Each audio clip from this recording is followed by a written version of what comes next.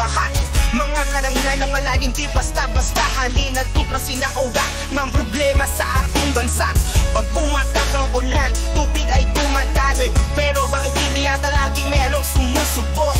Poor drainage systems, baratot, sira-sira, walang kondo, walang plano, kaya tubig ay rumarada sa deforestation. Puno'y binabagsak para sa profit, para sa kita. Ano bang epekto? Ang lupa'y hubad pag nagsasalo sa ulan. Erosion ng lupa sa ilog at estero, nagtutulot ng siksikan. Solid waste mismanagement, basurang nagkalat. Plastic at bote sa ilog at kanal bumabalandra, kaya tubig sa lungsod hindi makadaan. Puno ng basura, ano bang solusyon? Nasa atin ang tangan. Mga politiko, bakit ganito? Short term na proyekto, pang-ikot ng boto. Walang malasakit, walang plano maliban sa mapwesto. Kaya kapag bumuhos ang ulan, tayo'y naghihirap at laging asa sa ayuda.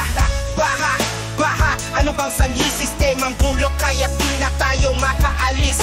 Mga dahilan iba-iba ang pinagmulan, pero lahat may ugat sa kawalan ng kaalaman. Mga pinuno, asan ang aksyon? Bakit walang disiplina sa pagpaplano ng bayan? Mga batas nandyan, pero di ipinatutupad, kaya tayo rin ang nagturo sa pagulan ay bumagsak.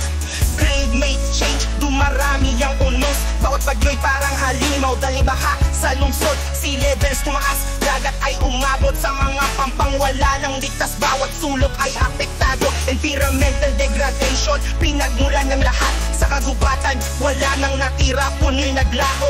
Ang lupa'y nagiging simento, asfalto, kaya sa bawat ulan di na kaya ng lupa ang bigat ng baha. Public apathy, tao'y walang pakialam. Tapon dito, tapon doon, wala nang tanong kung saan. Walang disiplina, walang malasakit sa kapaligiran. Kaya't kapag nagbaha, sino ang dapat sisihi?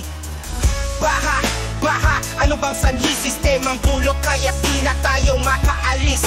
Mga dahilan iba-iba ang pinagmulan, pero lahat may ugat sa kawalan ng kaalaman. Mga trapo, wag na sanang magbulag-bulagan. Tunay na solusyon ating hanapin, sa bayan ay magtulong.